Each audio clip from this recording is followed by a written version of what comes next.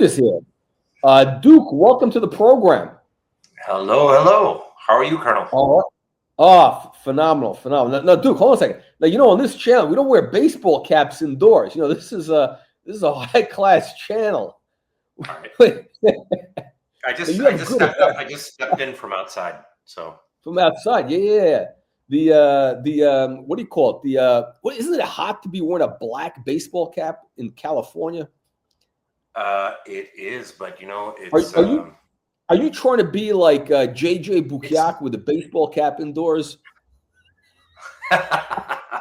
No, it's actually navy, but yeah, it is actually it's quite hot outside. So I was just doing a bit of gardening, and I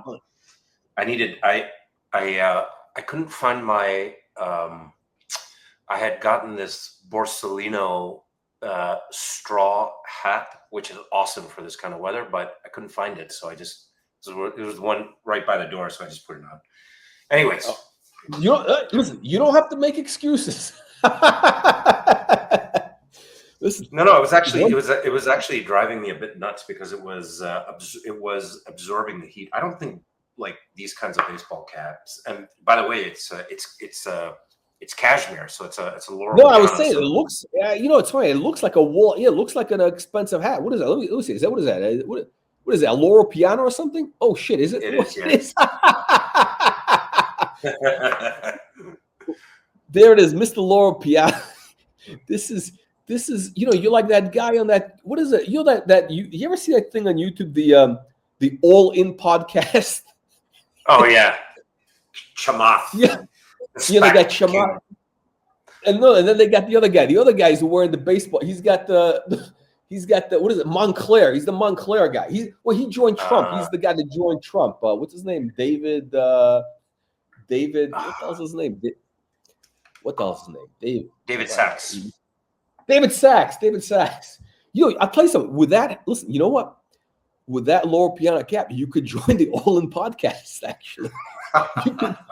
You got the background, you got the books, you got the whole. Which watch do you think I should be spruiking? Because shit, and you got the right watch. You got the whole thing. You could flex on Chamath because Chamath has got kind of relatively basic Pateks. I mean, for a guy who's a billionaire, his Pateks are relatively mid. They're mid.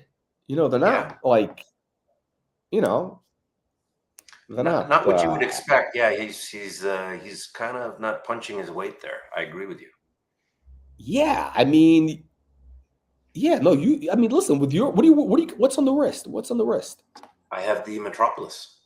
Oh, the Metropolis. You can't take it off the wrist. The Metropolis has to stay on. When I was doing a bit of gardening, and you need your perpetual the Metropolis. To keep track of time. You got to know the other time zones. You got to know the other time zones while you're doing the gardening. Exactly. What are you planting? What are you planting? What kind of gardening? What are you doing there? Actually, I wasn't planting. I was taking stuff out. We have like kind of a cobblestone driveway, and there's like weeds growing. There's weeds growing through part of it. So I was going to take that out because the gardener wanted to spray rather Roundup everywhere. That's not good. And so yeah. Yeah, you don't. So I was like, I don't want to make this. I don't want to make this into a toxic waste dump. So I just you don't want Agent Orange. You got Agent Orange here. That's right. Napalm. What? But listen, the GM, the AP, that's a good watch for doing gardening. Actually, what's a better watch, frankly, is one of the gold ones, one of the solid gold, because that's more of like a statement. If you're gonna do gold, you might as well. You'll laugh, Colonel, because the AP dual time. So my wife is wearing that right now. So she loves gonna get it back. She loves that watch, so she was like, "Oh, I'm gonna." And today is her birthday, so I'm. Oh shit! That's it. That's it. No, that's a great one. But now you listen. But you actually have basically you got the two, the owl, the dual time. I mean, it's kind of like I think there's another there in that series. What I think there's the perpetual. Technically speaking, there's the perpetual of that kind of time. There is, and actually the vintage perpetual I like better. I mean, I like the new, the new, like the stuff that they've done to make the setting time easier on the but it's big. But the vintage perpetuals, I think in that same year or whatever the neo vintage is, I like it because that's 39 millimeters, so it is the size of the Royal Oak. What is it? The really coveted one. What is it? The jumbo. I don't think they're extra. They're pretty thin, but I don't think they're like AP markets them as extra thin, right? Like the jumbo. So, but those are beautiful watches. They've really gone up tremendously in price, even in the time that I've been tracking them. So, no, it's a wearable size. That 39 is kind of a wearable size. I think they're going for like 100, but I think you can find it for like about 100 in like a two-tone. About 100, roughly, I think. No? Roughly? Ballpark? For, yeah, you're right. I think, no, I think that's, at that price, it is, you can get it full gold. The two-tone is less. The two-tone, I think, is like 80-ish, if I'm not mistaken. Okay. But it's a great size. I find the newer APs, the 41, I have a big wrist, so I can still wear it. I just find it too big. I think, it looks disproportional. It looks kind of like a Rolex Day-Date 2. You know, that like monstrosity they did, which was like 42 millimeter. They did it for like a few years, and they realized like it just, it was wrong. And then they, that is such an ugly watch, especially in the in that, what is it? I don't remember the term for it, but the bezel, which is plain, the plain bezel, it just looks terrible. But you know who loves that watch? Who's that?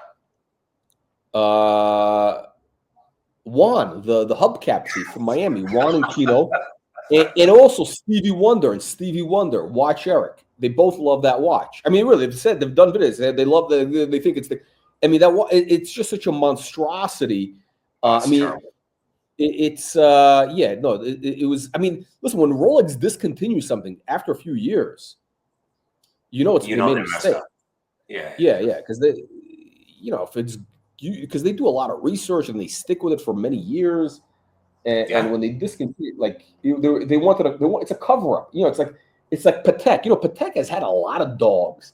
They've put out a lot of dogs, but they erase them from history. You never hear about them again. They're like, they get disappeared. That's true. It's really interesting to me. So I think, because you're talking about this guy's collection, I think you're, as usual, spot on. The other, you have some strange watches there. The other thing is, for a so-called watch expert, the guy doesn't really have any complications. I think most of that stuff is time only. I don't know that I would consider, I don't know where your head is at on this, but I really can't stand the GMT function. I think it's totally useless. It's too much mental math. Like, I just want to look at something. That's what I like about the AP dual time. I can actually just glance at it and check the time. It's a regular dial. To do the calculation, it's just pointless. I think maybe like Europeans are more, because there's like they always like in France and Italy, they actually do use those, like that what we call military, like they use military time, 2,200 hours. We see you at 1,400. We see you at 1,400, whatever. Like, maybe it makes kind of sense, but like, I mean, unless. But then they also use the metric system, so. It's like, these are third world countries. I mean, it's it's. But but it's interesting. this guy, I mean, again, you know, you think about this. I mean, this Bogan has been like, you know, Mr. Patek Philippe, Mr. You know, watch guru for 15 years. Not one, I mean, not one complication, not one Patek. I mean, like, you know, the world time is that, I guess kind of it is, but, you know, it's kind of like a, you know, I mean, but, you know, how come the guy's never had the perpetual calendar? You know, I mean, he's, you know, and he's, I'm with you. At one point, he's had like 6 Calatrava, like literally, there was a point, you know, he had like 6 Calatravas at one point, like literally, they were all the same. They were all like, one was white gold, one was yellow gold, one had a date on it, like it was like a box. They were all full set, like with a box, but like at least 5 of them.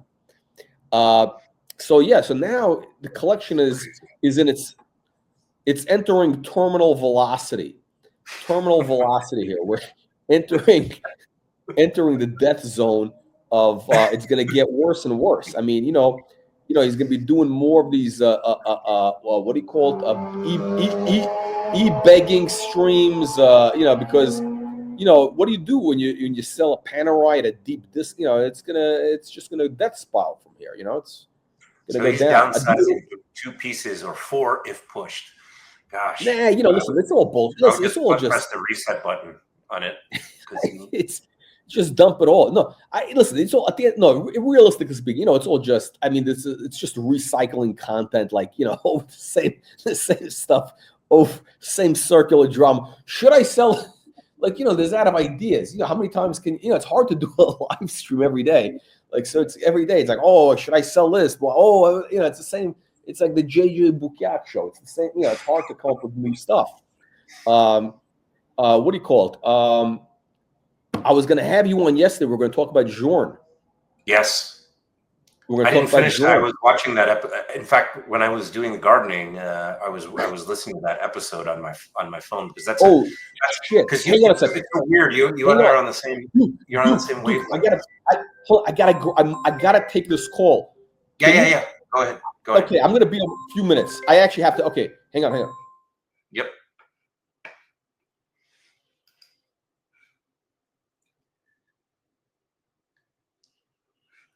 Hey everyone.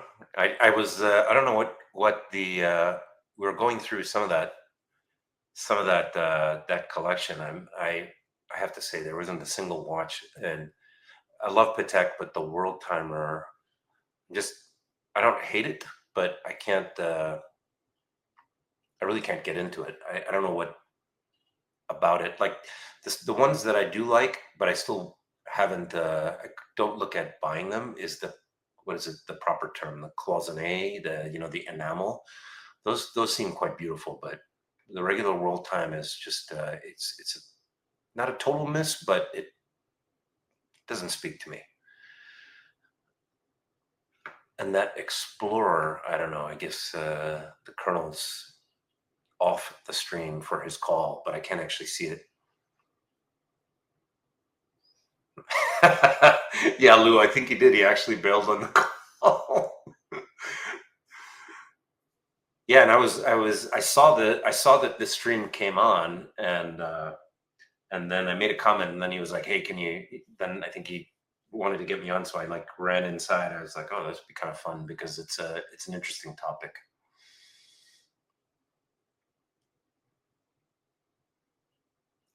Let's see, Ugly South. Think it's a Franken with a garbage movement. LV box was acquired from ex-hoarder on Fleabay. Gosh, he refills the blue label bottle with JW Red. I could totally see that. It's funny comments. Oh, thank you, Pavel. I don't really. I actually enjoy this channel. It's my favorite watch channel. I think the Colonel he's a really funny guy.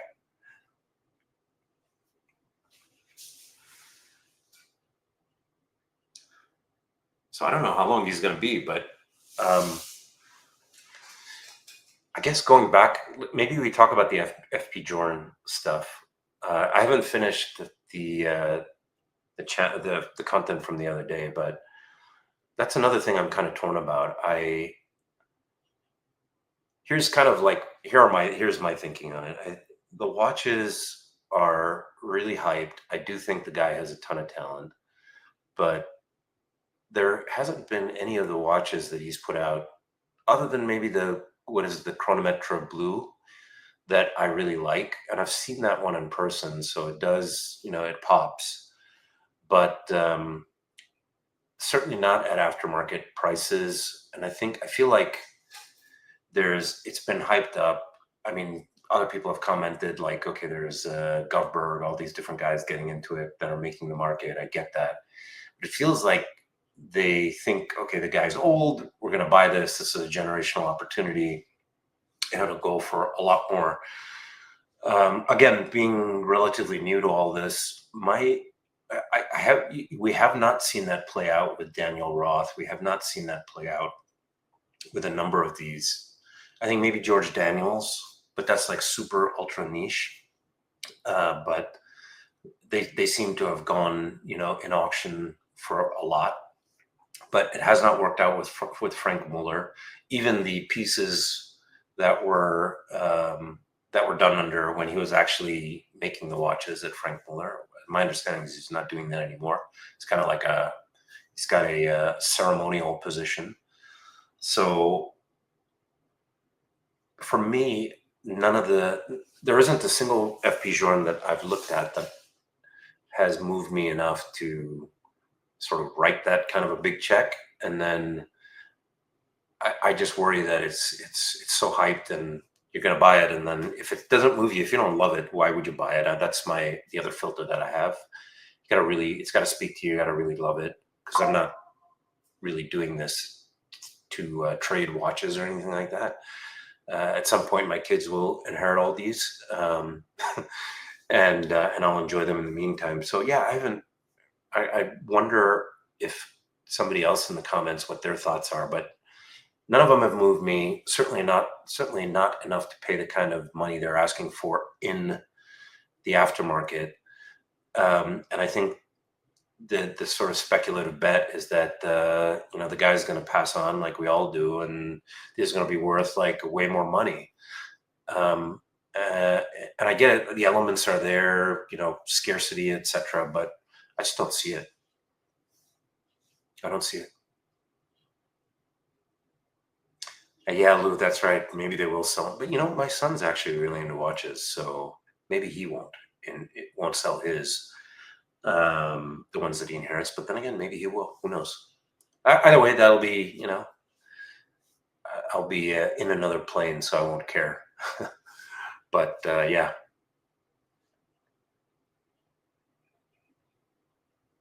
Money is determinant on FPJ's sobriety. He is his own liability.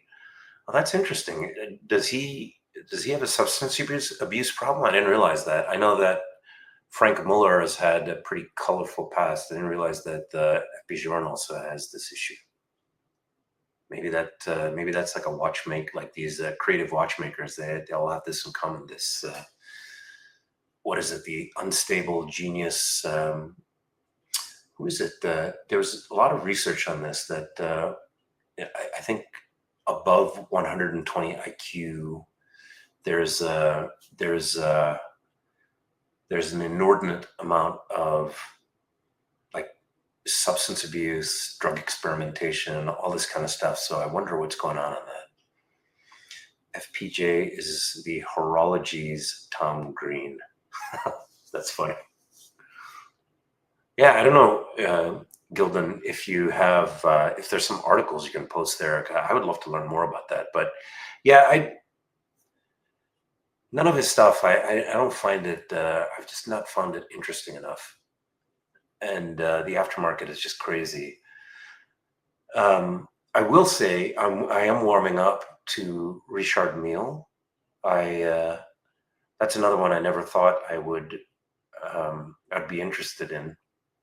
But I went to the Richard Mille boutique in Beverly Hills recently, and they had nothing there. But they did say I am on the list. I don't know what that means or whether I'll be presented with anything ever, but The 6701, which is their thin one, or rather their relatively thin one, seems like a pretty cool, especially I think the one I told them I was interested in is rose gold. That one could be interesting, but let's see. I'm very much on the fence on that. FP Journe, just even less interested in that.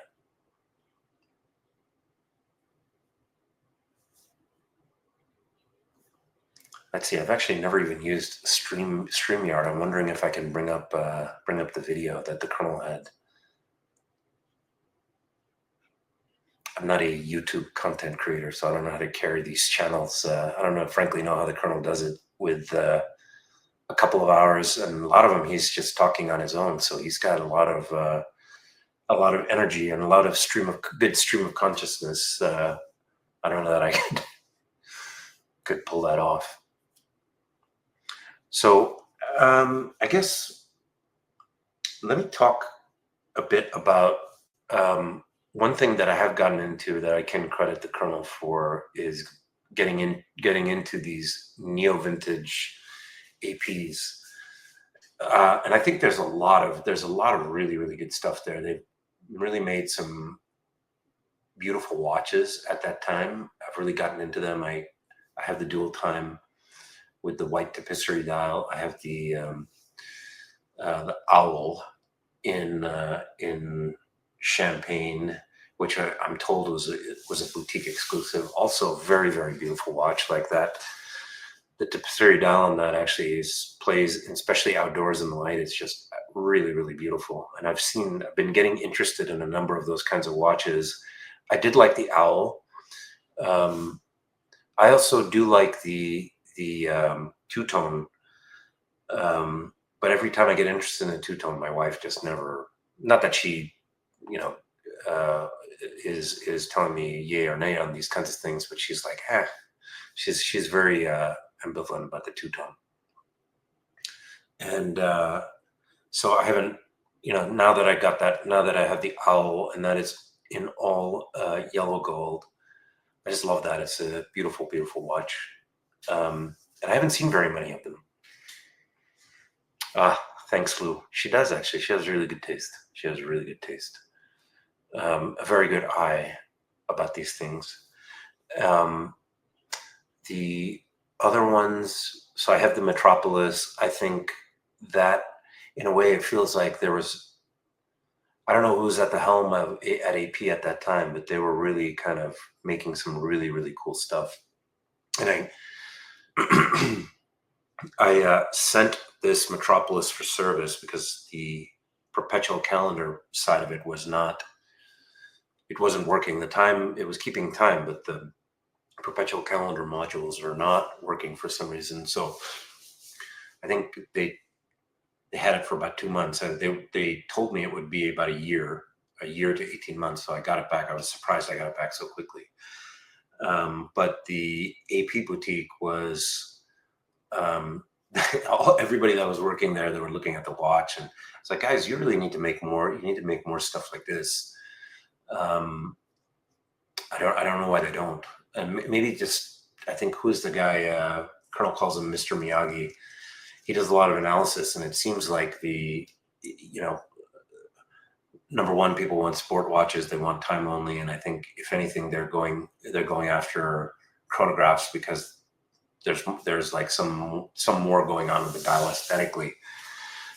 But so maybe the demand isn't there, which is kind of sad to me. But I do think there is, if they were able to make it. I mean, these guys, they've done it before, so I don't know why they don't do that. But so that neo-vintage AP, I think there's a lot of, they've done some interesting stuff. We talked about this last time. I really like the neo-vintage Patek as well, and then I think this is maybe one area where the Colonel and I would probably disagree. I actually like a lot of the new Patek stuff, especially the stuff they've come out this year. I think it's really beautiful. It's hard to get, but it's beautiful. I also do like the travel time complication. I travel a lot worldwide. I find the travel time would be a very, very useful function to travel with.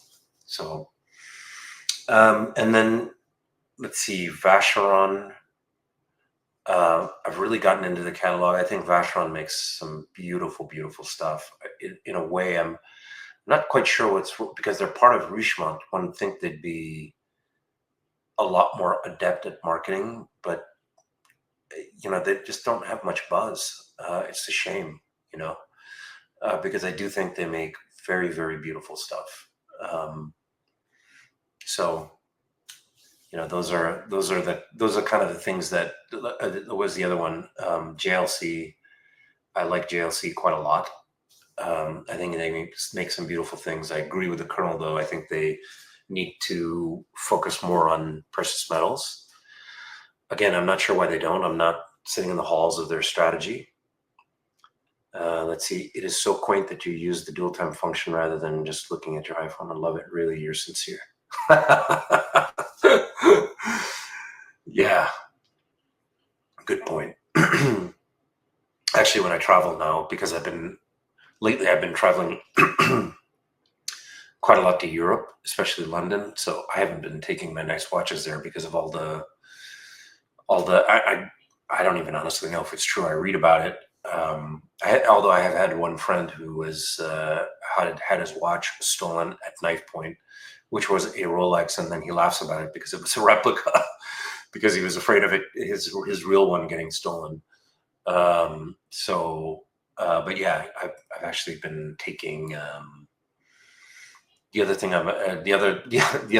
I don't talk about this with the Colonel, but the other the other part of my collection, I actually have Casio G-Shocks. I actually like them a lot. I think they're very cool watches and kind of interesting retro. So I take those. I'll travel with those.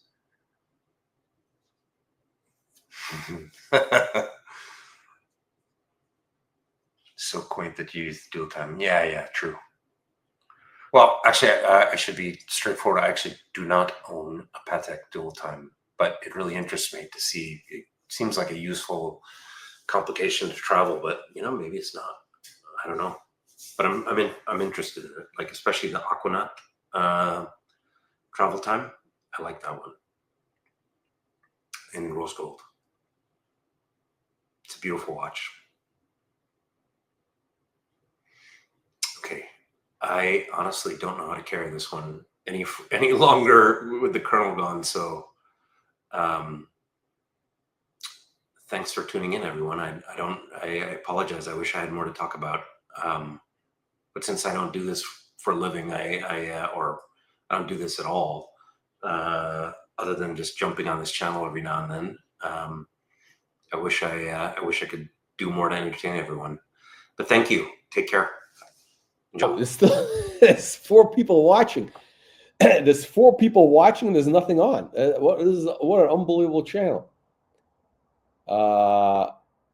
There we go. Oh, it's his wife's birthday. Oh, okay. Shit. I'm sorry, you were saying that. Happy birthday. Okay. There we go.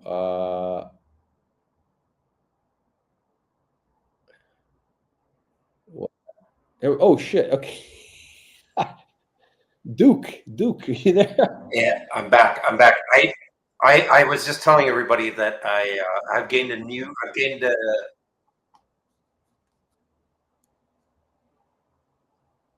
Are you there? Yeah, I'm here. Can you hear me? Oh yeah. Yeah, I was just saying I've gained an appreciation for how difficult it is. You do an awesome job at this. No, I'm sorry. I had to go. I just texted. I had a call. I had to deal with a legal matter in Chomostan. I'm trying to get a hold of this guy, for like a month, and it finally called. Like, this is like impossible to get a hold of these people. Finally returns a call. So I had to. This is like otherwise I would never leave you here. I think I was gone. By the way, I'm sorry. It's your wife's birthday. So if you have to go, I have to go in a bit because I'm taking her out to dinner. So okay. Where you going? Are you going nice? 7-ish or something like that. So. Oh, okay. Where anywhere special? Just one of the nice places around here, and Don't mention the names. You don't want one of the punters showing up. That's true. That's true.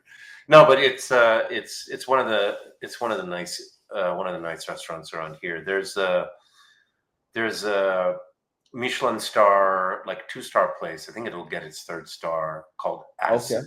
But Wow. we're not going there because didn't want to. I mean, that's like a big investment in time, and the whole tasting menu and all that. So, Oh, this nonsense. Yes. yeah. So that's just, I just couldn't. I didn't want to make a day out of it. So.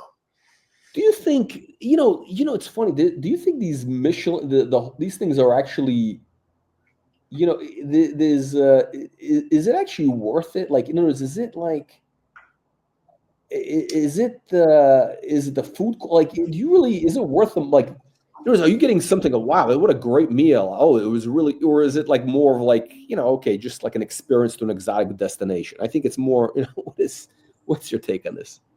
I think mostly it's not worth it, but there are a few, like I've been to French Laundry a couple of times.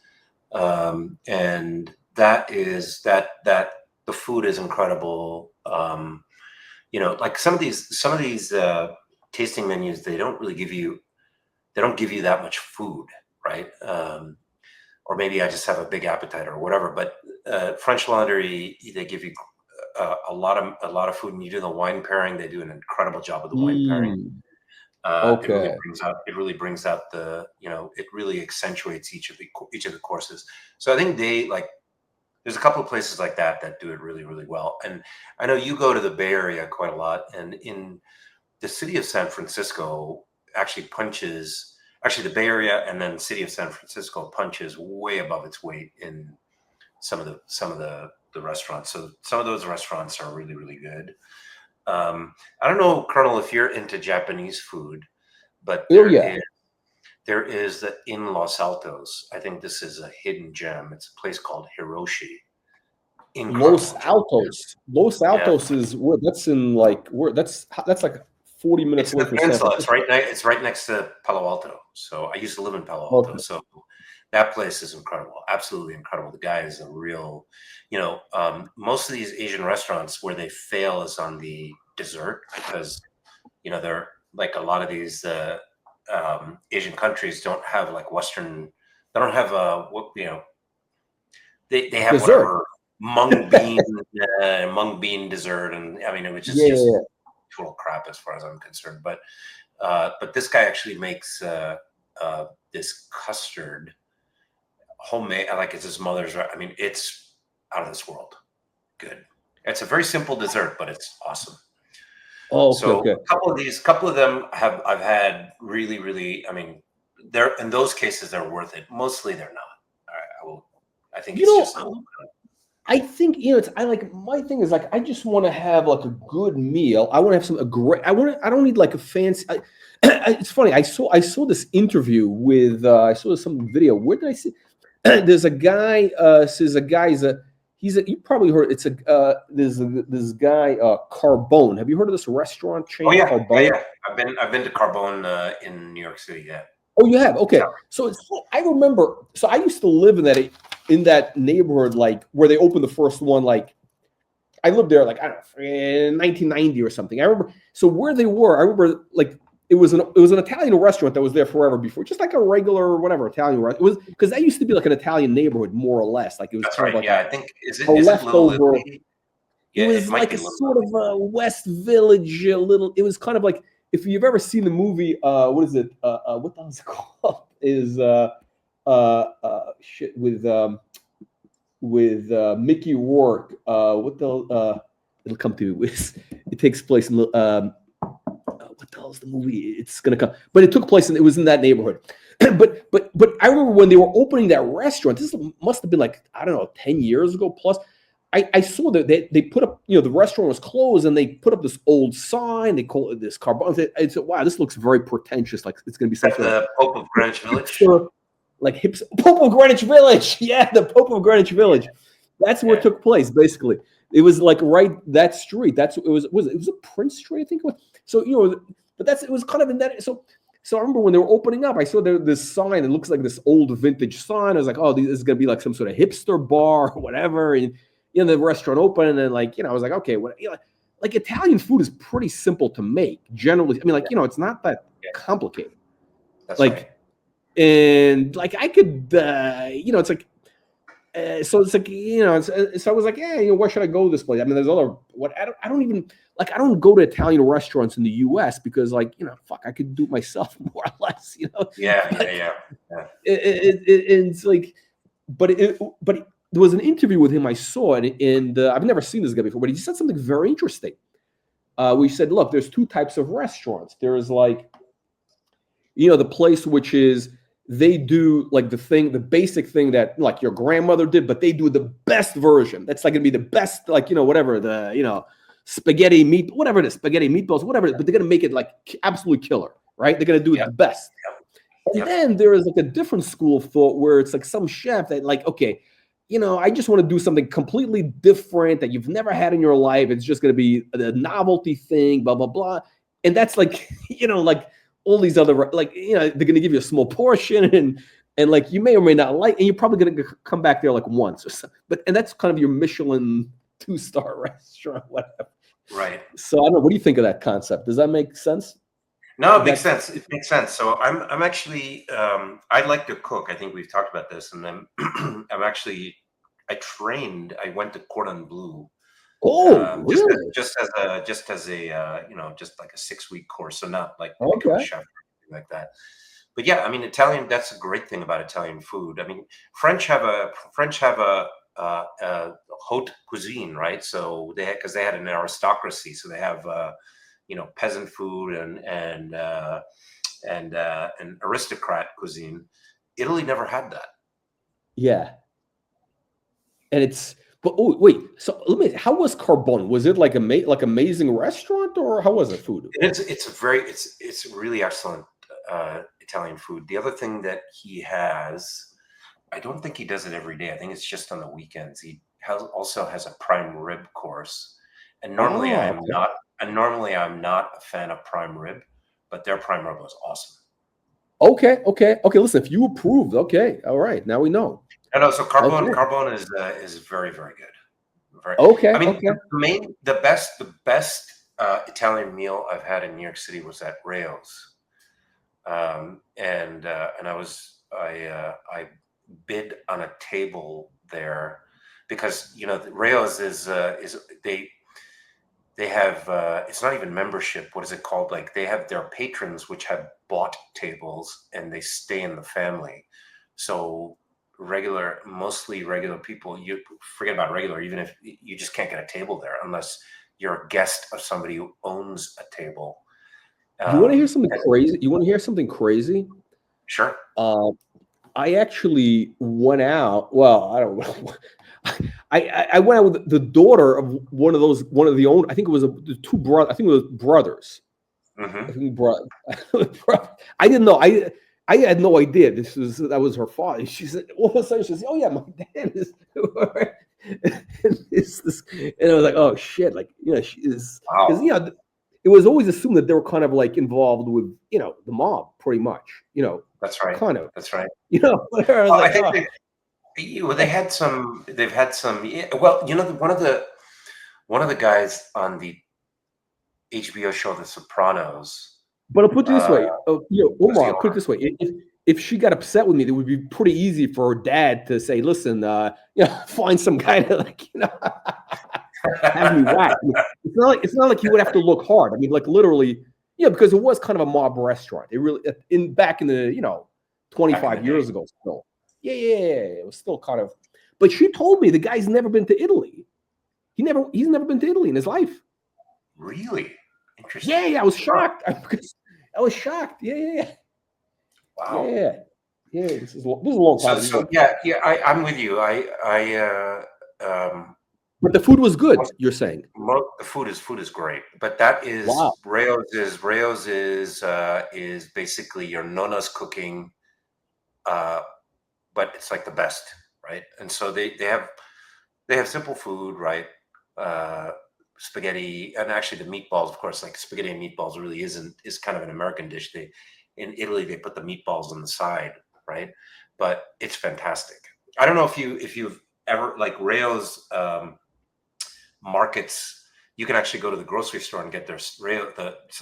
That's my favorite sauce. My whole family loves that sauce. Hold on a sec. Okay, so this is okay. So I've had their sauce, right? But you know which one? And I was like, you know, it was nothing great. But the one from what's that? You didn't care for it? I mean, Carbone's has theirs too, which is also the Carbone sauce was actually good. I was like, because you know, a Whole Foods has that on sale a lot of times for like $6. You know, so like for $6, it's pretty good. I mean, actually, no, I'll put it this way: it's the best sauce I've had. You know, I mean, in that $6 range. Yeah, their sauce, the Carbone sauce, and I think at Whole Foods they also have.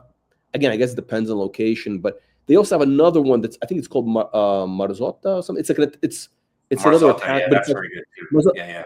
That's okay. So those are my two go-tos, especially when they're on sale. I usually buy up a bunch of them.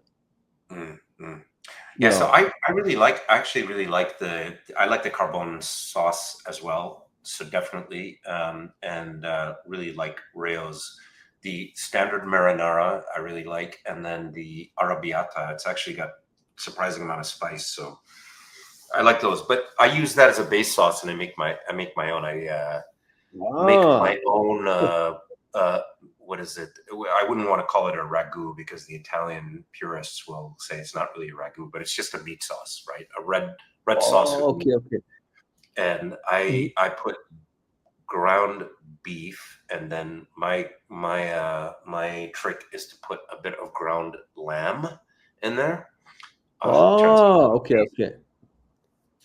The lamb. Okay. Because that's like a Pakistani thing a little bit, right? It's like the lamb is like a. It's like there's certain parts of Indian parts of Italy that eat lamb as well. So, but I put it in there because it gives a bit of funky. It gives a little bit of funkiness, and it opens. So you should try it. It actually turns out fabulous. Everybody that has tried it has asked me, not only asked me for the recipe. You're like a serious chef. You're not a you get into a very. This is like a serious thing then. It is, yeah, it is. Okay. Yeah. You're a Renaissance man. I enjoy. I have a lot. Cooking for me is like a creative pursuit. So I consider myself like a very creative person first and foremost. And so cooking is a creative outlet.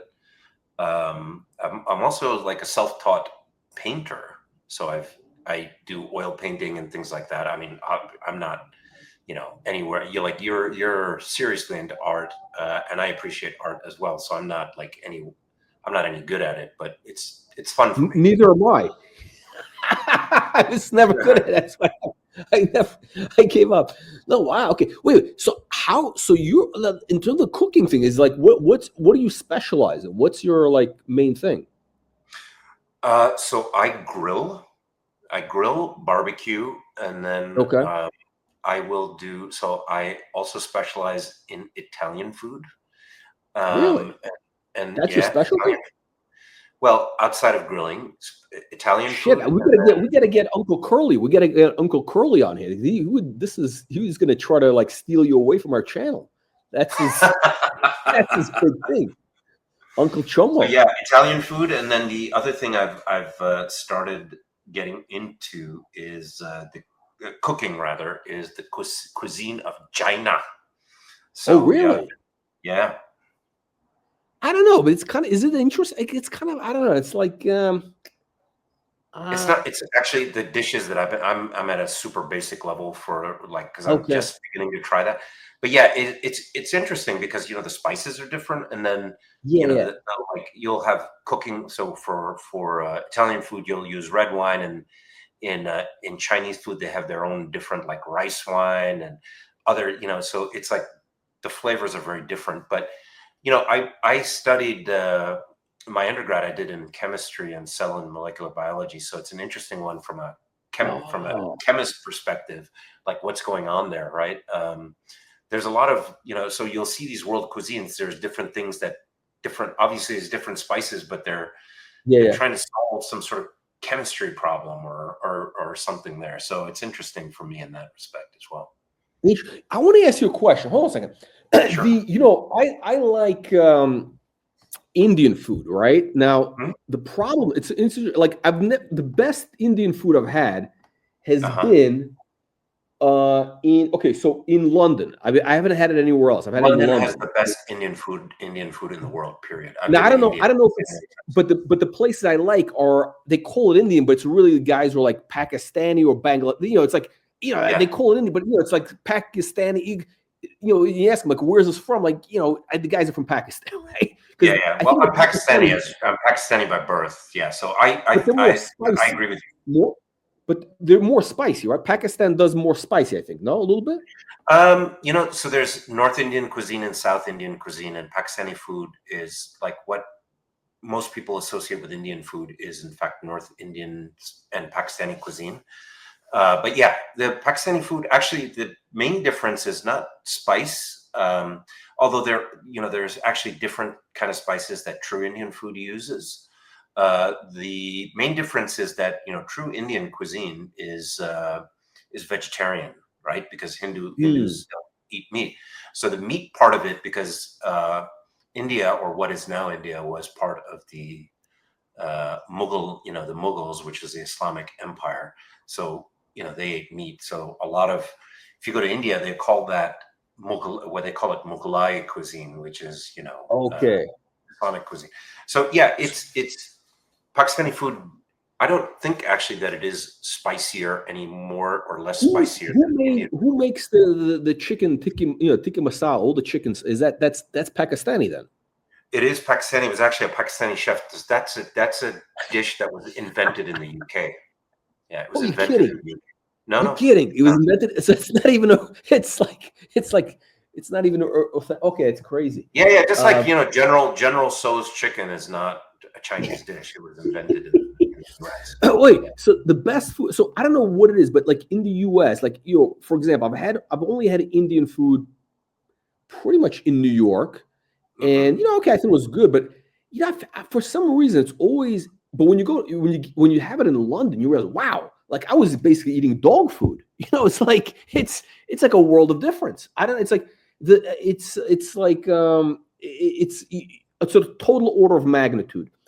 And yeah, you'll get some good. There are some good hole in the wall type of Indian and Pakistani restaurants in New York City.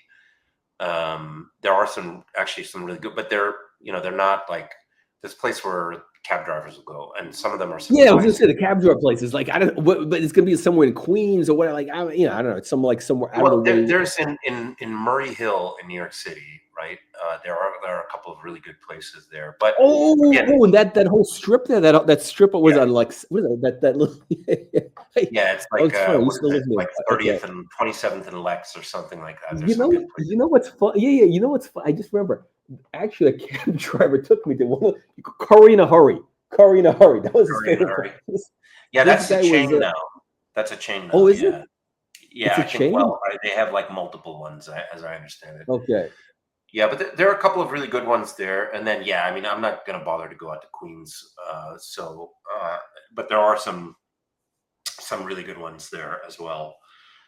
Much more authentic. But yeah, London has the best Indian Pakistani food, and a lot of it's great observation actually. Just like a lot of the Japanese restaurants, especially in Southern California, are actually owned by Koreans. A lot of the Indian restaurants in London, as I understand it, are mainly Bangladeshi owned, and Bangladeshi cuisine is different actually. Oh, is it different?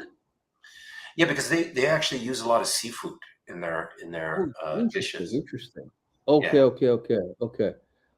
They use seafood. The other thing is the oil that they use. Their base oil is mustard oil.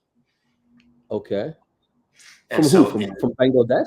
For Bangladeshi food, is mustard oil. Mustard oil. Okay. Yeah.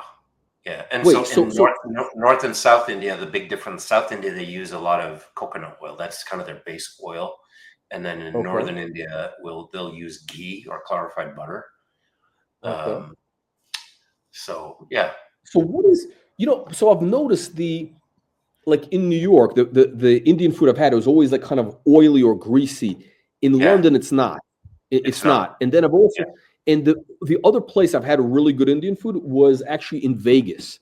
There's a place it's run by these guys are from Nepal, right? Mm-hmm. So and it's amazing. The food is amazing, and it's now they do something which apparently Which is one is not that? a Is that Mount Everest? Mount Everest. How do you know about Yeah, it? I've been there. Yeah. It's very good. Yeah. Oh, so in your opinion, that's good. So if It's you good. rate it, Very good. okay. Yeah. How would you get? Let me ask you on a scale of authenticity, how would you rate it? Like on a scale of 1 to 10, like 5 or 6. oh, that's not okay. That's not great. That's not like Yeah, because uh, they're you're right, they're Nepalese, so it's different. Maybe it's authentic Nepalese style. I don't know, but it's not like Northern Indian. You'd say like Punjabi cuisine, food in Punjab. That's like kind of the. oh, okay. You mean okay? When I say It's okay, not like that. okay. So I what I need to what I meant by authentic, I mean like, is it really good? Oh yeah, More or it less. is. So in that I would give it like Like a Indian food, yeah. 7 or 8. Yeah. Oh wow. Okay. Yeah. Yeah. No, Okay. it's very good. I agree. I've been there. Yeah. Yeah. So that place, yeah. So and then there's a place in San Francisco called it's like in the Richmond area I've eaten at, which is also a Nepalese place. Okay. Uh, My favorite which in is the city of San Francisco, and it's unfortunately, it's like on Polk Street, is Shalimar. That is really good food, actually. But Shalimar. yeah. Where is it exactly? It's on Polk Street. Let me just look it up for you. San Francisco. How do you spell it? Like Shalimar? Shalimar, Shalimar. Oh, like and which street? Where's it? On Polk and where? Jones Street. Oh, really? Okay. Wow. Yeah. Wait, Polk and Jones. Wait, I think they're. How could it be? No, Jones. 532 Jones Street. Oh, 532 Jones. That's got to be near the Tenderloin almost. It is. It's in a shitty area, but the food is awesome. Shit. Oh, really? Okay. Yeah. And then there's another one right across the street from it, which is called Pakwan.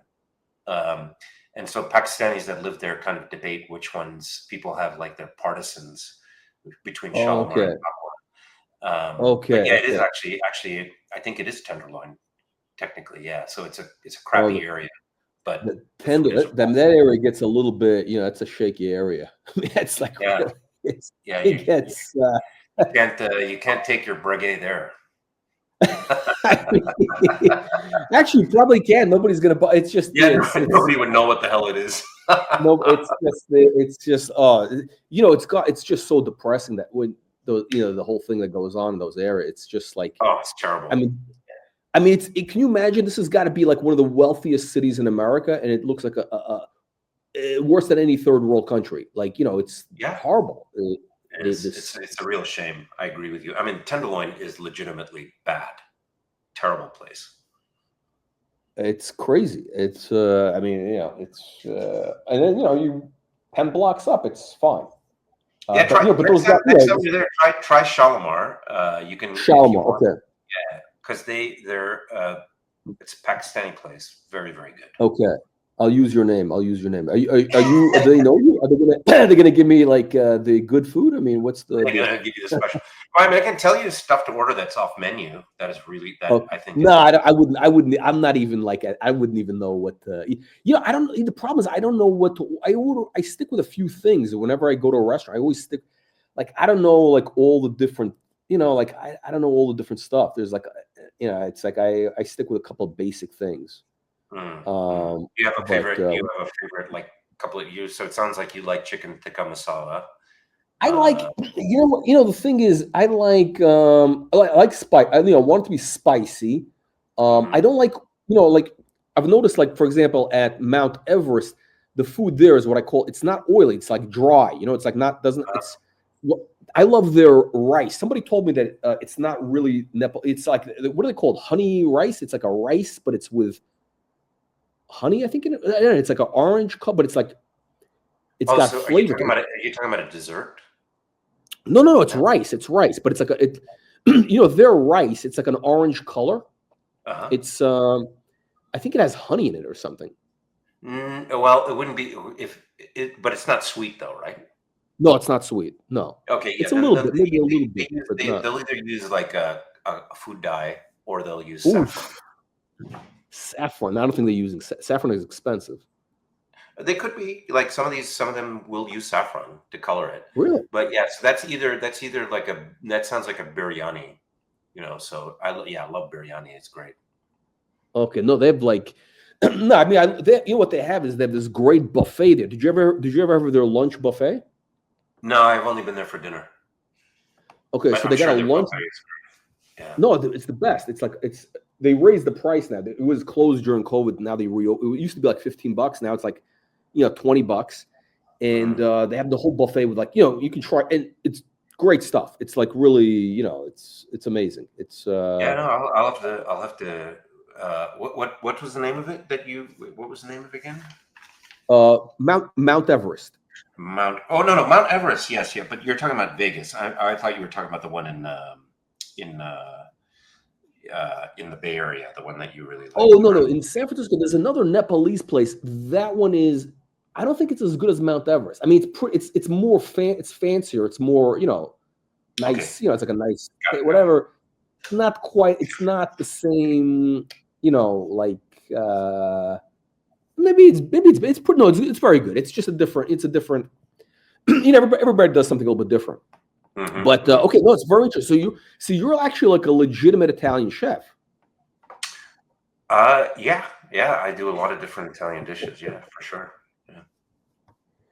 So what's your specialty? My specialty is pasta with the meat sauce. So I make a meat sauce. It takes like 2 days. Oh, really? I do it in the slow cooker. Yeah.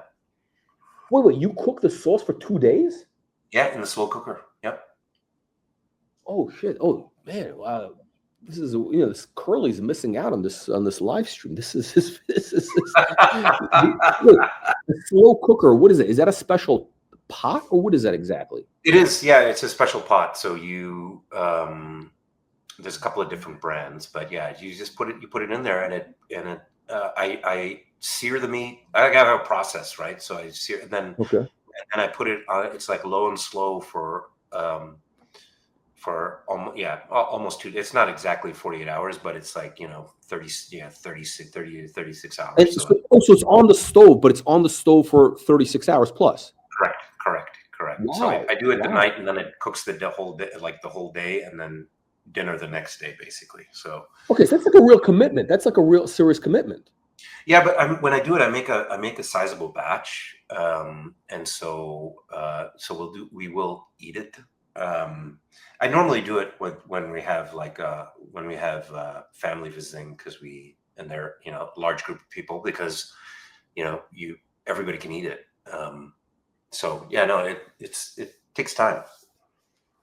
But no, but it's a big so it's like because you have to stir it every couple of hours, pretty much, right? You got to get up and stir it. When I put it in the low temperature phase, I don't really need to stir it. But what it does is like the flavors of the meat and infuse the sauce more. I mean, I've actually tried it. I've tried like a 2-hour version, and you can totally tell the difference. You can totally. Oh, really? Yeah, because the meat, and then also I think because I also use like a special blend of meat for the beef, where you can get like some of the collagen actually comes out of it as well. So it's I really like it, and I've gotten everybody's complimented me on it. So the key is the time. Okay, no, okay, it's very interesting. Okay, so And what do you when you do you do do you do like a bistecca fiorentina? You got because you got I do. the green I egg, do. you got the whole Yeah, I do. I do. do you don't cook with gas, right? Your steaks you do on wood wood Yep. flame, Wood and lump charcoal. Yep. but no gas. You wouldn't use gas. Okay. No. What is that? That's No, like the no, no. gas I is for mean, the gas grills don't get hot enough, so you don't get a, especially when you're making steak or grilling any kind of meat. yeah. You need to have a high temperature to have the sear.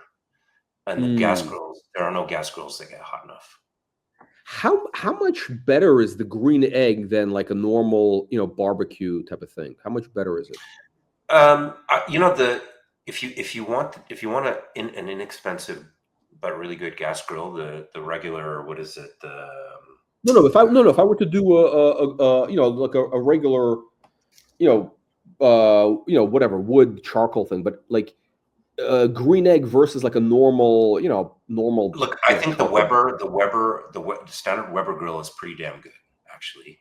But the big green egg, especially if you're seriously into it, I think that class of it's called Kamado style. Oh yeah.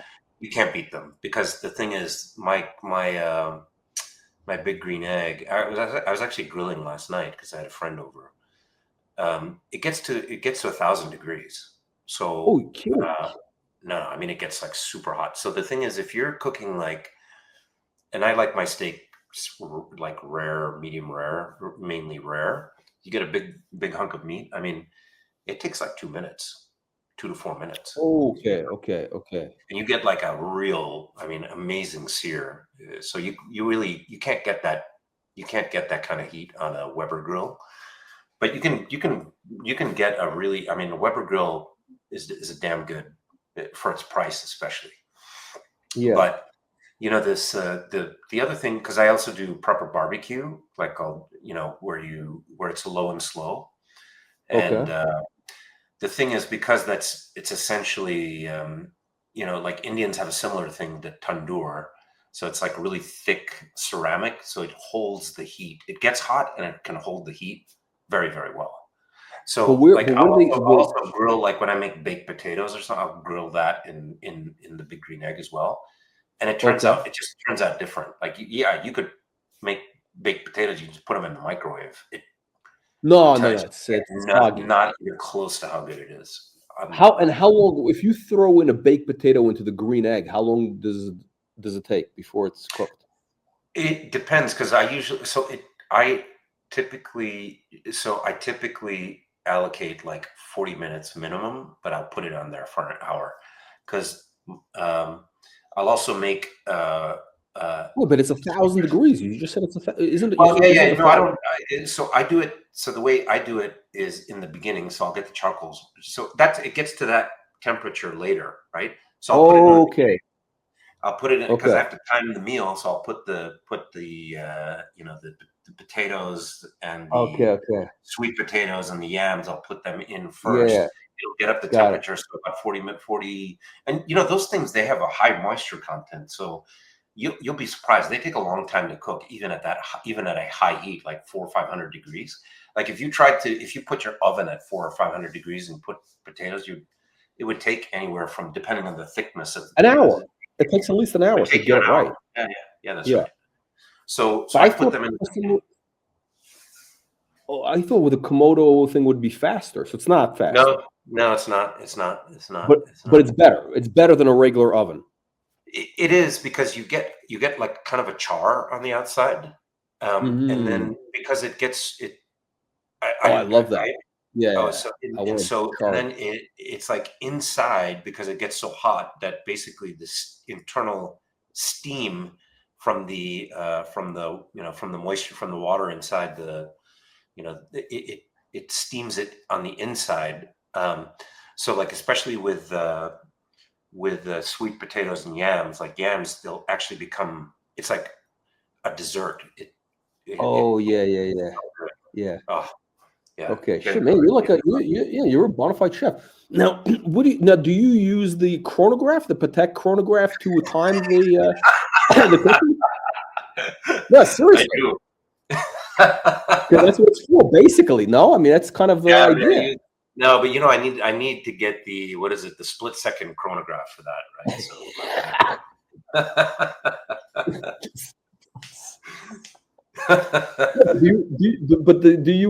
Because that probably helps, no? Because versus some in all seriousness, because I was wearing that yesterday. So yeah, I did use the chronograph for part of it. I used it because I also grill corn on it, and I don't know if you.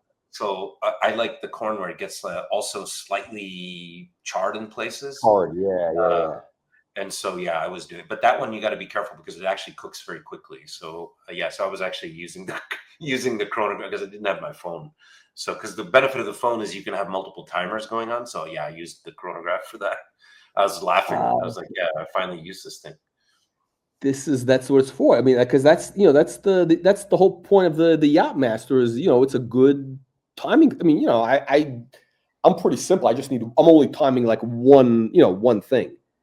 It's 1 hour is it's more and is enough. But no, it's wow. Okay. So okay, so tonight you're going out. Birthday with the wife. Mm-hmm. You got the AP Metropolis. Yeah, that's right. Yeah, I was gonna. Oh, we were before I got distracted by my the solicitor or whatever they call it, the barristers. What we were talking about FP Journe. I think we were talking about FP Journe. What's your take on it? What's your take on the whole FP Journe thing? Do you think it's? Would you ever get an FP Journe? Is the question. Yeah, when you stepped out, I was trying to fill time with because I have not finished watching your episode on that. There's nothing to watch. It's not that exciting. Okay, here's my take. I feel like the guy is an innovative guy. He's creative, right? A creative genius in that way, maybe. I have looked at and tried a number of pieces. None of them spoke to me enough to write the big check. For one, I don't think they're crap, but they're not like, I think people talk about them and it's almost like this self-referential thing that people just like talk about it. Mental masturbation. Yeah, it's not, none of it has moved me enough. And I feel like there's enough of the market, like there's some players in the market that are looking at this as some sort of a trade, which is like, oh yeah, FP Journe's going to pass on someday, and these things are going to be, skyrocket in very because they. What's interesting is like, no, where did you? But it hasn't worked out. I mean, if you look at like old, like vintage Daniel Roth, it hasn't worked out there. It hasn't worked out for Frank Muller watches, and arguably, Frank Muller is probably even, I would say, even more innovative. He actually has done some interesting things. But yeah, even the Frank Muller from the time where he was actually, because I think now he's just like creative director. He's got like a ceremonial role. He's basically, he's out of it. Yeah. So even those have not. I mean, they're aftermarket. It's not like they've been. Maybe I'm wrong here, but I haven't seen any of them like auction for big money or anything like that. I think one. Wait, so I want to ask you. So you tried the Journe, and you have to go. You have a hard out in like 10 minutes, right? Probably you got 10 minutes. That's right. Yeah. Okay. Okay. So you tried on the Journes in the boutique? I did in Miami. Yeah. In Miami. Okay. So you tried them on.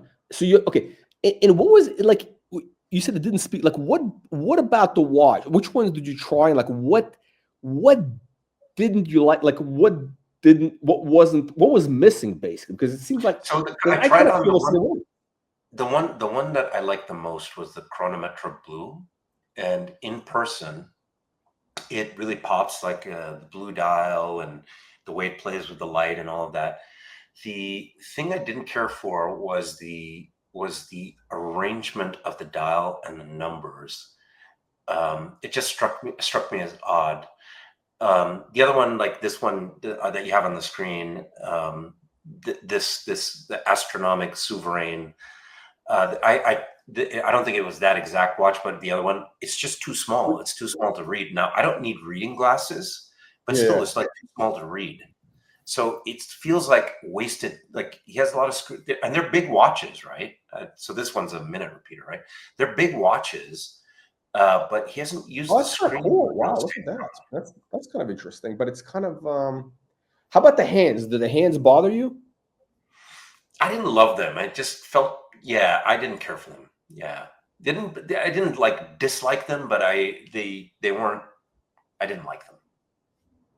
They just kind of I don't know. The hands just bother me. Like it's they're I don't know what it is, but that's his language. That's his design language. It's a big part of his hands. That's and I was like, when you had stepped out, I was saying I find like as much hype as there is you go to the neo vintage Patek, you go to the neo vintage AP, like you look at the Metropolis, like I don't and I'm not saying this because I have one, but there isn't a single FP Journe that I think is as interesting as the Metropolis, you know.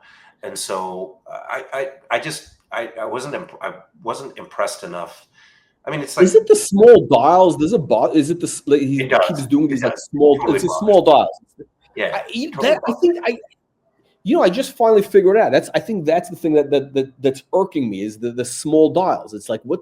Like he's got a lot of writing on it. He's got on the dial. He's got a lot of like text. He's got like he's writing a yellow pages there, and he's got these little dials, which is like missing the whole point. I want to know what time it is, right? Like that's the main idea.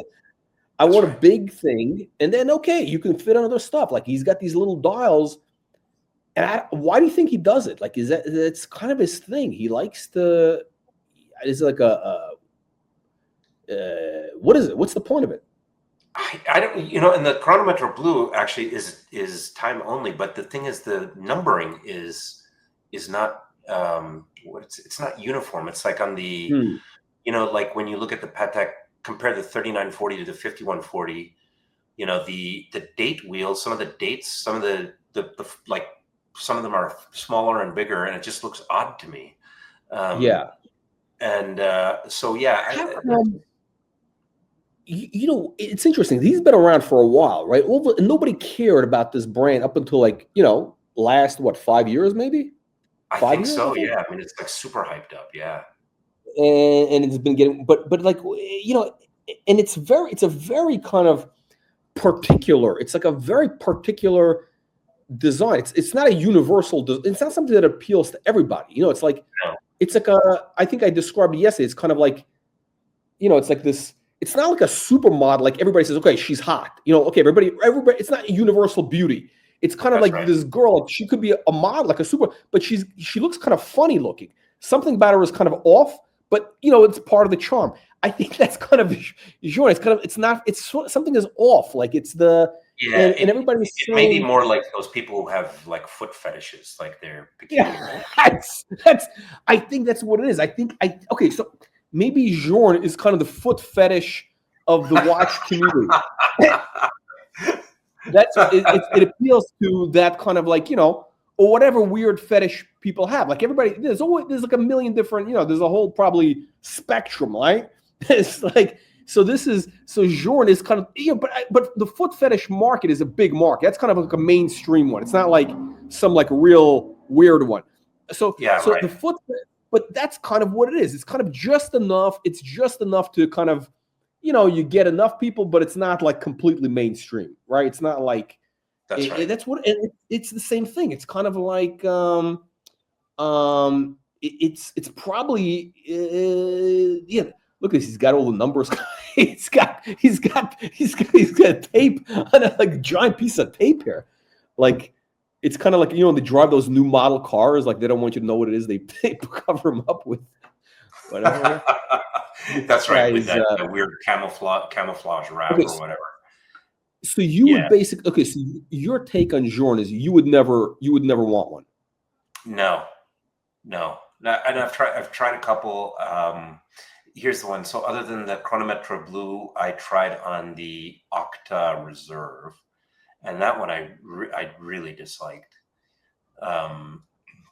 it's very peculiar. You're right. In a way that, part of it is because like you see this, at least, I mean, this is an area you have a lot of expertise in, but like art kind of has to speak to you at a subconscious level, right? Yeah. And so at a subconscious, I just like I had a negative reaction to it, right? I didn't care for it. Yeah. It's and I'm just trying to understand, like, By why the is way, it I have people... that same feeling. I have that same feeling with Lange. Yeah. Okay. It's I have some interesting. friends who are so into Lange, but I just don't get it. Well, you know what? Okay, so I think Journe and Lange, they're both very like Germanic, right? And speaking of fetishes, the Germans are into a lot of toilet fetishes. Without this is a family friendly show, so we're not going to cover the details. But everybody knows what we're talking about. And that's right. And those kind of Germanic, like Lange and what's the other one? The other guy, Glashütte. Yeah. Same idea. I mean, nobody will argue that the movements are not beautifully executed. They are. Right. Everybody will say that. And are they accurate? I'm sure they're accurate. Yep. But there's something about them they all have that, like, toilet fetish vibe. I think FP Journe has got the same thing. It's got that toilet. It's some sort of, but it's on the spectrum. It's in that spectrum. I don't know if it's the foot fetish of watches or the toilet fetish of watches, but it's in there. It's in that kind of, not non-mainstream, like, non-mainstream type of thing. It's kind of in that zone. It is. Yeah. I mean, that's it's funny. What do you think? Do you think that most of the people who buy like Lange are into like weird toilet type stuff, or like, do you think that's the thing? I wouldn't be surprised. Like, for example, like you talked to this is the part where I did catch on the last stream there, but like the Elegante, I don't get that watch. I honestly don't. And set aside that it's quartz and whatnot, it's just I don't know if you've seen it or tried it in person. I did not care for it. No, it looks cheap. It looks cheap. It looks like it gives me it's got that cheap hooker vibe, basically. Like, it really has that. I look at that watch, I think of like, cheap like hookers, like, that's what it is. It's like, they all have. It's like, I think that's what the market for these watches is. It's people with like weird fetishes. Like, some guy might be into like, foot fetish or toilet fetish, and some guy might have like a $5 hooker fetish thing. It's they have that, thing. And by the way, nothing wrong with it. I'm not here to judge people. I'm not judging. Exactly. What people do in the bedroom. I don't care what they do in their bedroom. It's not my business. But like, but I think that's what. So, but like you look at this guy. I mean, look at his outfit is terrible. I hate those kind of shirts. Anyways, yeah. So, he's got the small collar. What has he got? He's got the contrast. The whole thing. Yeah, he's got that contrast, that weird Jimmy Buffett bullshit going on there, or whatever. Jimmy Buffett. Yeah. Oh God, terrible. Oh, he's got the baseball cap. FP Journe baseball cap. This is a baller. This is VVIP. What is it?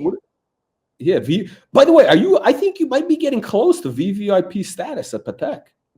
You might be getting up there. I mean, you're like you're in there. You're like a favorite of Patek base at this point. In the store, I'm sure there's like so many. They send reports. They send reports about you to the Terry. They're saying, "Look, we're grooming this guy. This guy could be our next. He could be our next heavy hitter." Pretty soon I'll be invited on Terry's on the yacht. The yacht, they're gonna go to Epstein Island and the yacht. It's a whole. It's part of the yacht. No, but you might be getting close. I think. How close do you think you are for them to offer you like the Nautilus?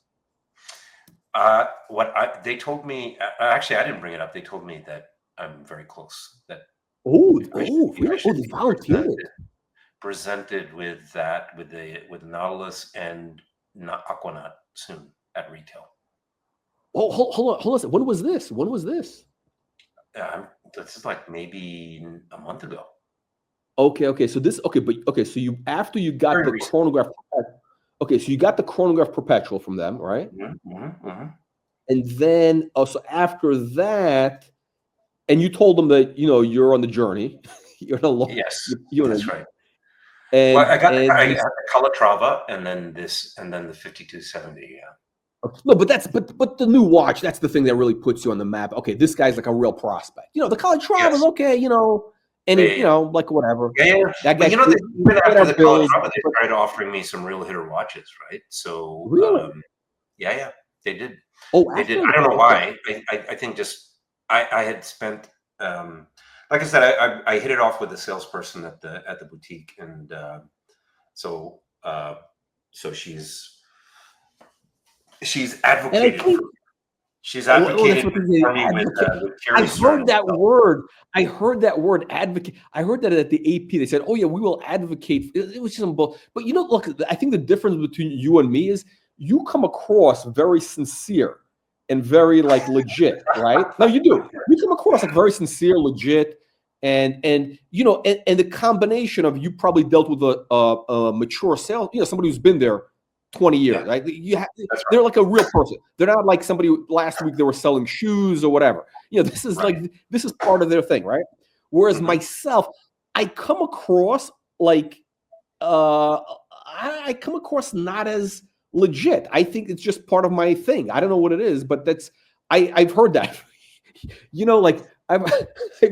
I've heard I come across a little bit sleazy. You have beautiful pieces and a beautiful collection. So but I'm saying, like, I think the impression I make maybe on the store is they think, oh, this guy is like, flipper or something, or he's whatever, he's not, what I'm saying. So it's like a different impression. Right. It's a different. Yeah. I don't know. So yes.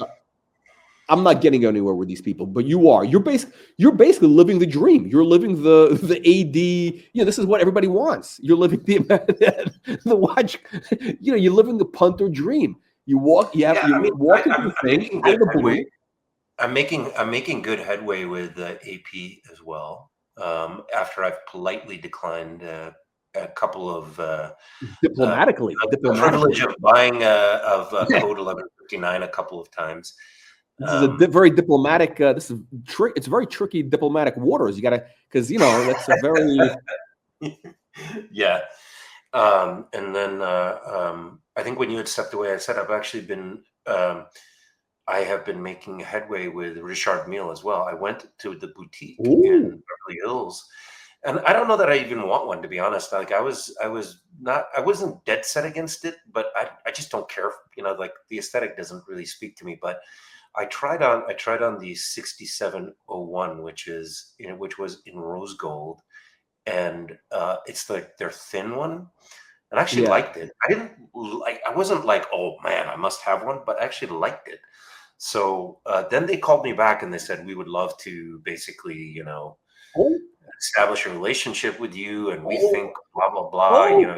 You should be part of the team Richard Mille. They said.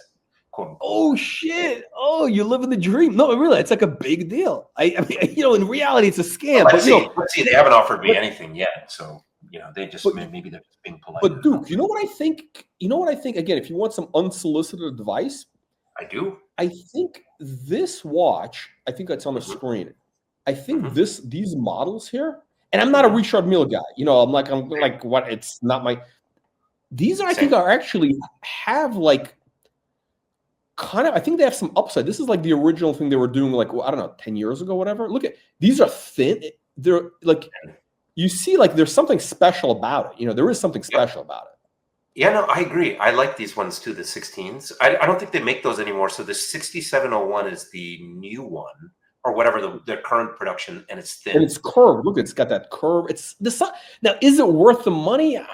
But they keep dropping. I think at some point they're gonna enter that sweet spot, and when they get into that kind of sweet spot, I think the brand is here to stay. I mean, I don't think it's gonna, I agree with you. I agree with you. And this is going back to now. It's interesting. Now, I was going to mention this, and you're. I think. Look, there's that whole psycho. It's like there can't be 50 billion high-end watch brands, right? And I think whoever's trying to spruik FP Journe, they're doing it. But you have Patek, you have AP. You have Vacheron, which is Holy Trinity, but Vacheron doesn't occupy the headspace for a lot of certainly as much as Patek and AP. And I think Richard Mille figured it out. I mean, the guy was he was a marketing guy, right? So he figured it out. Listen, and when you're with Richard Mille, you're kind of part of a family, of a club. You already have the car. You have the Richard Mille car already, right? So you kind of need the watch. You kind of need the watch. It's like the guy. Did you see that video we had with the interview? The guy in LA with the guy with the Richard Milles. He's a young guy. He's like in his 30s. He's an investment banking guy, and he's got like three or three. Did you see that video? I did. Yeah, I know which one you're talking about. Yeah. And he's got the Ferrari. I don't know what's the model of that Ferrari, the whatever it is. I don't know. I lost track of their numbers like after 2000 and I don't know 5. I don't know the new number. Do you ever go to the meetups? Do you ever go to the club? Are you part of the club, the Ferrari club? Or you go to the meetups and all that? I have been to only one. Because this is one thing that Ferrari actually does really, really well. Like you have that app, and then they'll keep offering you, like, you can go, here's a week in Maranello, here's a week wherever. Shit. Yeah. You can drive other Ferraris, and it's for a fee, of course, and a pretty hefty fee, but by the way, do you have to go? Let me know when you have to go. Do we have time? Yeah. I think it's already. I've got another 5 minutes. Okay. So this guy, he said like it was a big thing because he bought the car, which was like, I think he paid 150 grand or whatever it was. And he said, but he goes to all the meetings and he met a lot of very cool people. Hey, listen, you're not meeting bums. You're not meeting, No. You really, it's a great. See, this is like watches, cars. Like you meet really cool people. I think I mentioned that a couple of times ago. Yeah, I've met people just through watches, and really generally they're good people. At least the ones that I've met. And then cars, especially like Ferraris, Porsches. I don't have a Lamborghini, but I'm assuming there's probably some sort of, I think the Lambo is like different. It's a different demographic. The Lambo is kind of, it's a different demographic. But the Ferrari, I mean, it's kind of like you should meet that guy in LA. I mean, you guys should I'll hook it up. Yeah, I mean, I don't know. I've never met the guy. I don't know. But we've talked. I mean, he's a legit guy. But you guys are part of the family. You guys are part of the Richard Mille family. You got the car. You got the whole thing, right? So they called me and they said that they said all the right things. Again, let's see whether I'm ever offered anything and when and all that. But I feel we're talking about Patek. We're talking Patek, yeah. Well, Patek on the Nautilus and the Aquanaut, and then Richard Mille.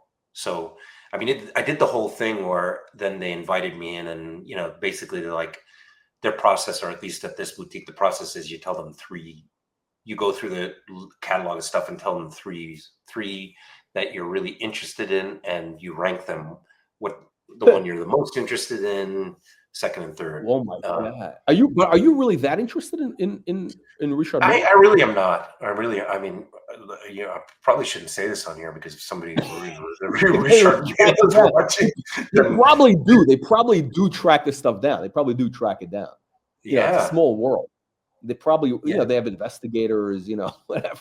But you probably would buy one of these vintage ones. I think that's kind of could be at some point, no?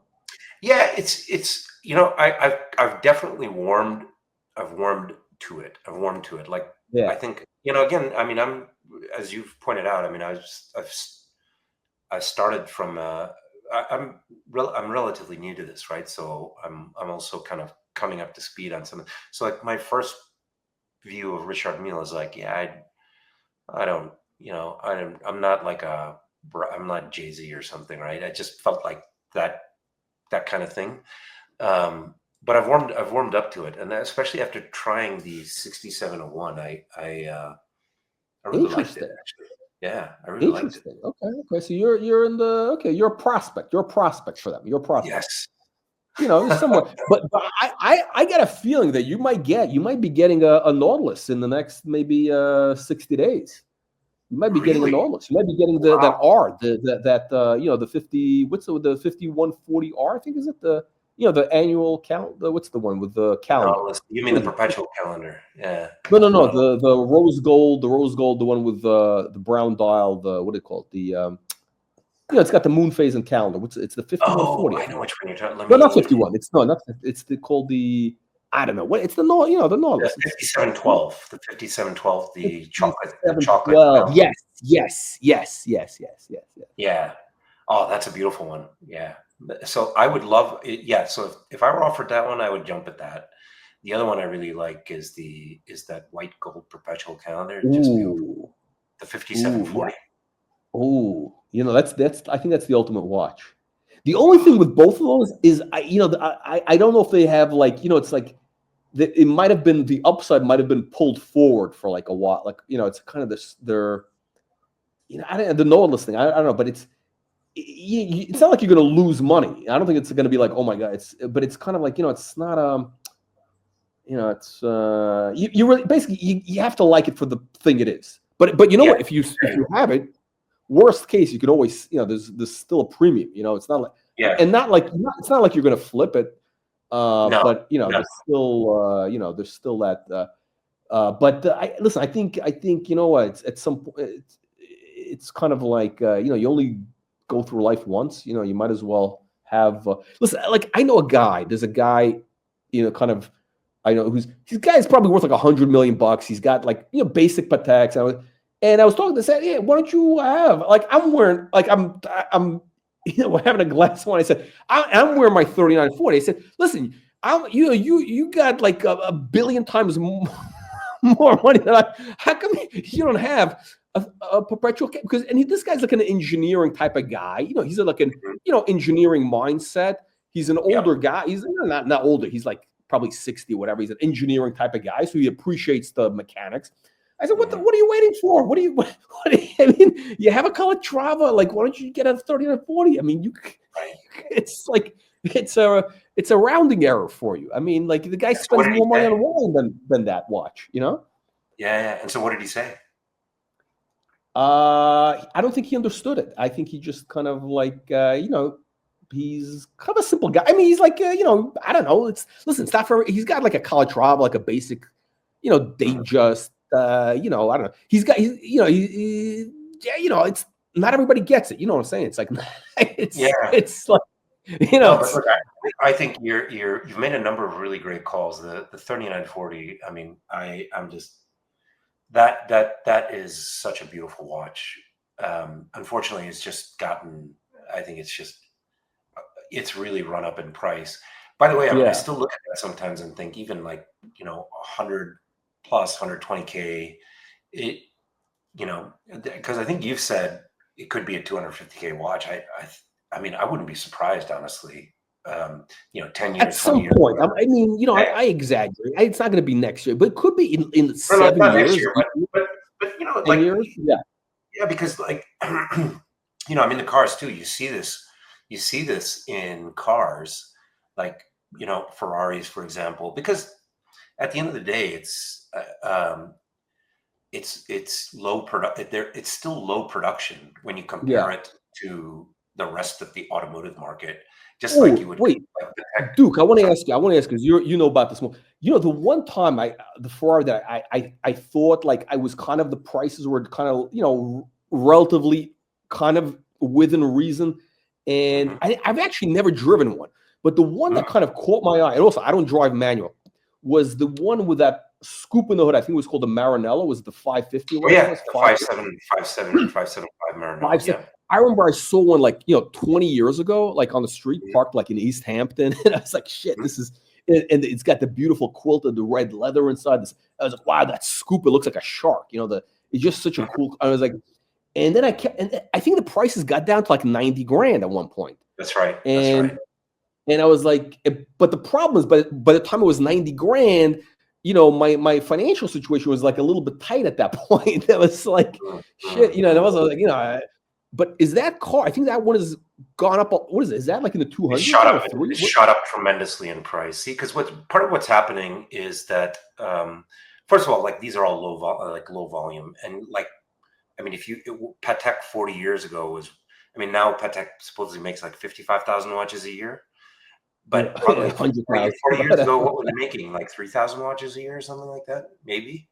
Right? They were in the 10. I think they were in the 10s, like the 20s, maybe. Either way, I mean, Ferrari. It's a lot. Ferrari's making more cars than ever, but still very small compared to the rest of the automotive market. But like at the time when like the Maranello was out, and that's a beautiful car. That's like so I think it's continued to interest collectors. It's a V12, naturally aspirated, because now this, like, in the enthusiast market, naturally aspirated engines, right? Things that are not turbocharged or supercharged, those are highly coveted. Number one, and then the other one is manual. Okay. So, but yeah, the Maranello is a beautiful, beautiful car. Yeah, no, that's another one I kicked myself on because I could have picked that one. I mean, yeah, they were going for like 80, 90 grand. And now they've, but it's kind of fun. It's what I would call kind of funny looking. It's a funny looking. It doesn't look like a typical Ferrari. It's kind of It's a little funny looking. But I like it. It's got that funky kind of like it's different. It's like it's a little bit lower key. It's just a more, I don't know. It's how does that drive? Is it a smooth ride or does it vibrate? All the part of the Ferrari experience is the engine noise, so it's got that Ferrari experience. It's actually a really fun car to drive. It's a fun car to drive. Yeah. Okay.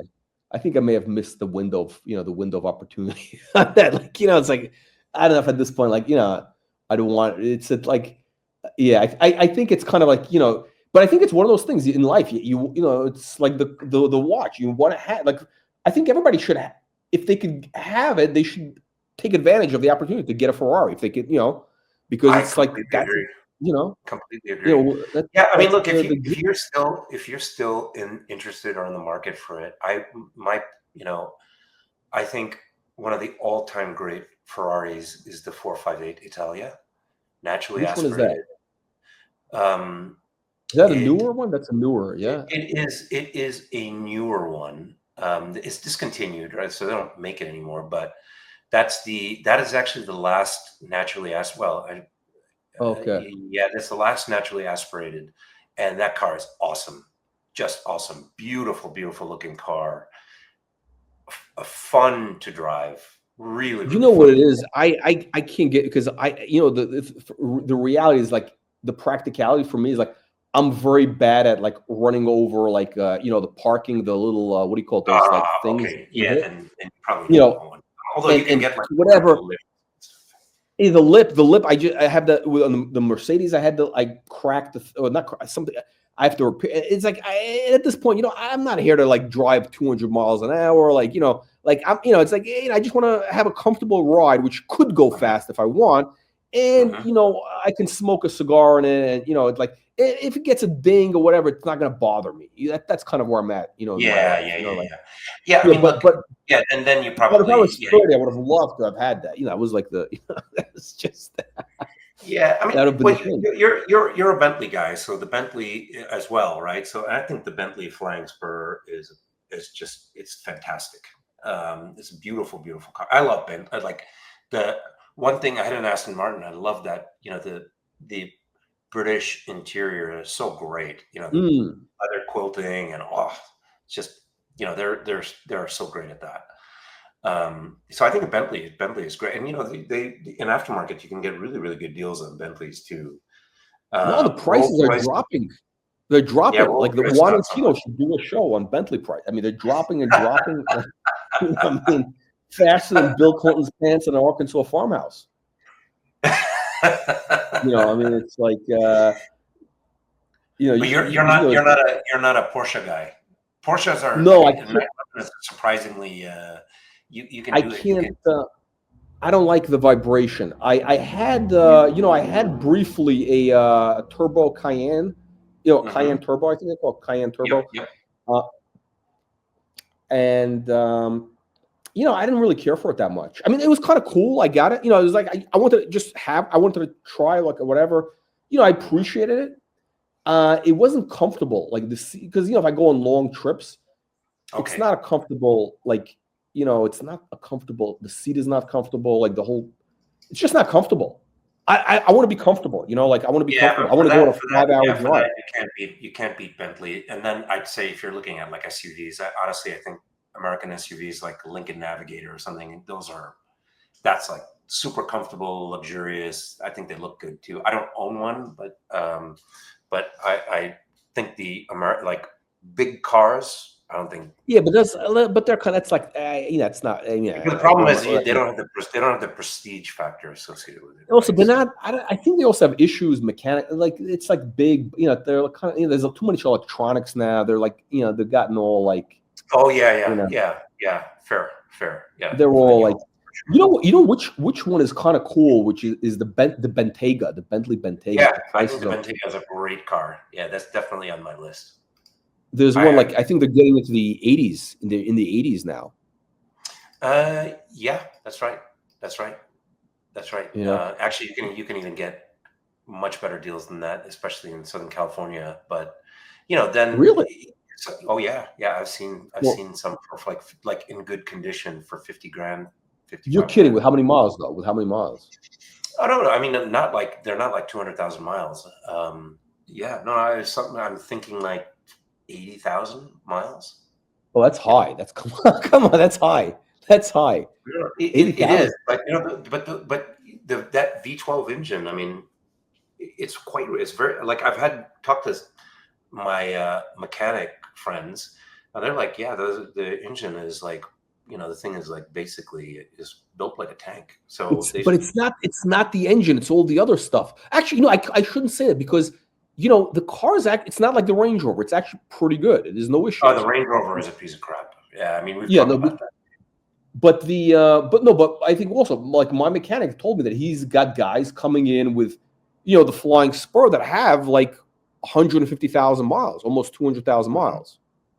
Now, Colonel, do you have the V12 or the W12? Of course, come on. What do you think this is? A true aristocrat car, then, yeah.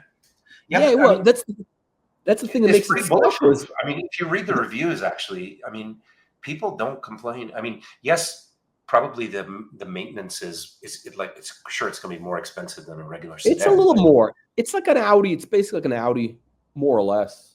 Yeah. So yeah. I mean, look. So then, at least the mechanics that I've talked to, they've said, yeah, this car is very solid. I mean, British cars have a poor reputation for the electronics, but I mean, I've had a couple of friends that have had the Bentaygas, and they speak very, very highly of it. And it's a beautiful car. It's a beautiful car.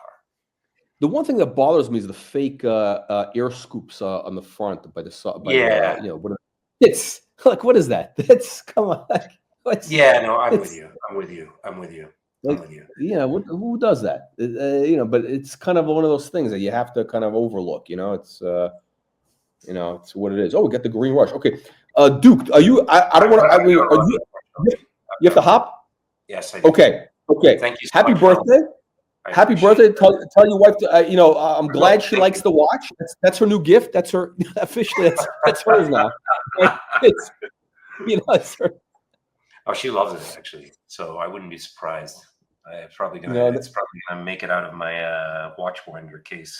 You may have to buy. You may have to buy an Ellipse. The one with the cocaine dust. Yeah, we cocaina. Yeah. Okay, we'll talk about that actually. All right. Okay. Take care. Enjoy. All right. Have fun. Take care. Bye.